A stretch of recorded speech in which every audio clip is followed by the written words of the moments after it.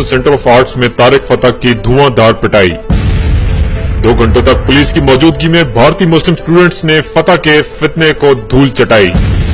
Students का मानना था कि तारिक फतह भारत में दंगल करवाना चाहता है।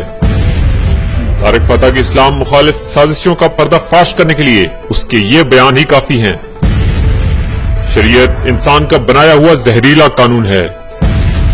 मुसलमानों को अपने बच्चों को मसाजिद से दूर रखना चाहिए। ज़ना और बदकारी की सजा नहीं होनी चाहिए।